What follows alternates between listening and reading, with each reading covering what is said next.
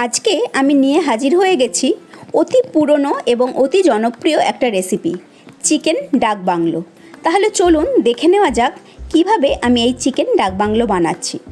নমস্কার, আমি জয়িতা আর আপনারা দেখছেন জয়িতার পাকশালা। এই চিকেন ডাক বাংলো বানানোর জন্য প্রথমেই এখানে আমি 1 কেজি চিকেন খুব ভালো করে ধুয়ে পরিষ্কার করে নিয়েছি। এবার এই চিকেনটাকে আমি ম্যারিনেট করে নেব।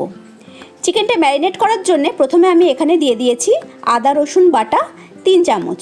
এখানে কিন্তু আমি রসুনের পরিমাণটাই বেশি রেখেছিলাম।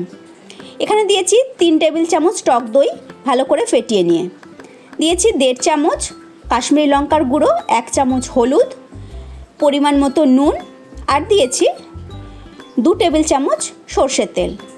সমস্ত কিছু দিয়ে আমি চিকেনটাকে খুব ভালো করে মেখে আধ ঘন্টার জন্য ম্যারিনেট করতে রেখে দেব। চিকেনটা যতক্ষণ ম্যারিনেট হচ্ছে এদিকে আমি একটা মশলা বানিয়ে নিচ্ছি। আমি এখানে গ্যাসে একটা ফ্রাইং প্যান বসিয়ে দিয়েছি। সেখানে আমি দিয়ে দিয়েছি একটা গোটা তেজপাতা। তেজপাতাটাকে আমি ছিঁড়ে দিয়েছি।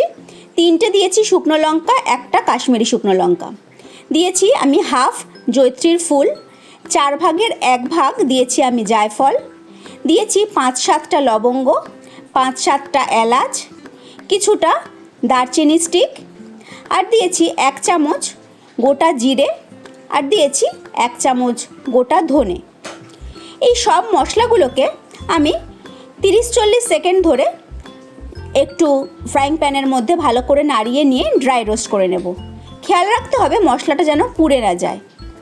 মশলাটা থেকে যেই একটা সুন্দর গন্ধ বেরোতে শুরু করবে, মশলাটাকে নাবিয়ে নিয়ে অন্য একটা পাত্রের মধ্যে রেখে ঠান্ডা করে নিতে হবে এবং ঠান্ডা হয়ে গেলে এটার একটা মিহি পাউডার বানিয়ে নিতে হবে। এবার আমি গ্যাসে একটা কড়াই বসিয়েছি। কড়াইটা খুব ভালো মতো গরম হয়ে গেলে তাতে আমি দিয়ে দিয়েছি পরিমাণ মতো সর্ষের তেল। সর্ষের তেলটাকেও খুব ভালো করে গরম করে নিচ্ছি।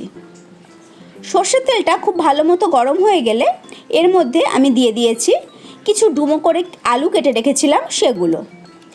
এই আলুগুলোকে আমি গোল্ডেন ব্রাউন করে ভেজে নেব। আলুগুলোকে আমি ভাজার সময় একটু নুন আর একটু হলুদ দিয়ে ভেজে নিচ্ছি।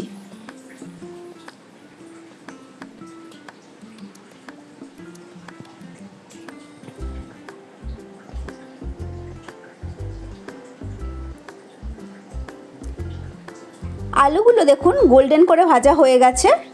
আমি এবার আলুগুলোকে তুলে নিচ্ছি। এখানে আমি 3টে ডিম সেদ্ধ করে রেখেছিলাম। সেই ডিম 3টেও আমি ওই একই তেলের মধ্যে একদম হালকা করে ভেজে নিচ্ছি।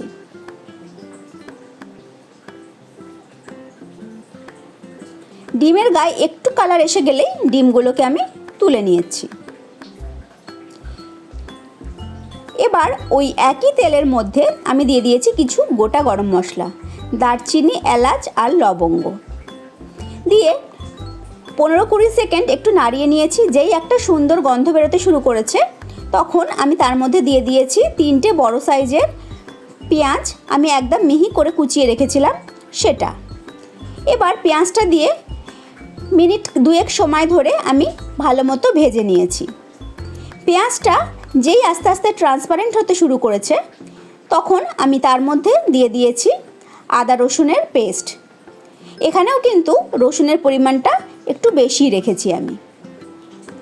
দিয়ে আরও কিছুক্ষণ সময় খুব ভালো মতো কষিয়ে নিয়েছি যতক্ষণ না আদা রসুনের কাঁচা গন্ধটা চলে যায়। আদা রসুনের কাঁচা গন্ধটা চলে যাওয়ার পর এতে আমি দিয়ে দিয়েছি ম্যারিনেট করে রাখা চিকেনটা দিয়ে মিনিট 5-7 সময় ধরে খুব ভালো করে আমি কষিয়ে নিচ্ছি এবং এর মধ্যে আমি দিয়ে দিয়েছি 1 চামচ কাশ্মীরি লঙ্কার গুঁড়ো আর হাফ চামচ হলুদ গুঁড়ো, আর দিয়েছি পরিমাণ মতো নুন। দিয়ে 5-7 মিনিট সময় ধরে আমি খুব ভালো করে চিকেনটাকে কষিয়ে নিয়েছি। ভালো করে 5-7 মিনিট সময় ধরে চিকেন কষানো হয়ে গেলে তারপর আমি এর মধ্যে দিয়ে দিয়েছি ভেজে রাখা আলুগুলো দিয়েও আরও কিছুক্ষণ আমি চিকেনটাকে নাড়িয়ে নিয়েছি। নিয়ে যে মশলাটা আমি বানিয়ে রেখেছিলাম সেই মশলাটা আমি সবটাই এর মধ্যে দিয়ে দিয়েছি। দিয়ে কিছুক্ষণ নাড়িয়ে চাড়িয়ে নিয়ে আমি এখানে 2 কাপ পরিমাণ গরম জল অ্যাড করে দিয়েছি। গরম জলটা অ্যাড করে আমি মাংসর সাথে খুব ভালো মতো মশলাগুলোকে মিশিয়ে নিয়ে ঢাকা চাপা দিয়ে রেখে দিয়েছিলাম মিডিয়াম টু লো গ্যাসটা করে দিয়ে 15 মিনিট। 15 মিনিট বাদে দেখুন আমি ঢাকনাটা খুলেছি, মাংসটা আমার পুরোপুরি সেদ্ধ হয়ে গেছে আর আলুগুলোও কিন্তু সেদ্ধ হয়ে গেছে। এবার আমি এর মধ্যে দিয়ে দিয়েছি যে ডিমটা সেদ্ধ করে রেখেছিলাম সেই ডিমটা দিয়েও আমি আরও মিনিট 5 লো ফ্লেমে চিকেনটাকে কষিয়ে নিয়েছি। চিকেনটা কষানো হয়ে গেলে এবার তার উপরে আমি সামান্য গরম মশলা আর 3-4টে চেরা কাঁচা লঙ্কা দিয়ে দিয়েছি। দিয়ে মিনিট 2 একটু নাড়াচাড়া করে নিয়েছি যাতে কাঁচা লঙ্কার ফ্লেভারটা খুব ভালো মতো ঝোলের মধ্যে মিশে যায়। তারপর 5 মিনিট স্ট্যান্ডিং টাইমে রেখে আমি এটা সার্ভ করে দিয়েছি। তাহলে আমার আজকের এই ডাক বাংলো রেসিপি আপনাদের কেমন লাগলো অবশ্যই কিন্তু কমেন্ট করে জানাবেন। আমি আবার হাজির হয়ে যাব কোনো নতুন রেসিপি নিয়ে। ভালো থাকবেন, সুস্থ থাকবেন। আর আপনারা দেখছিলেন জয়িতার পাকশালা। ধন্যবাদ।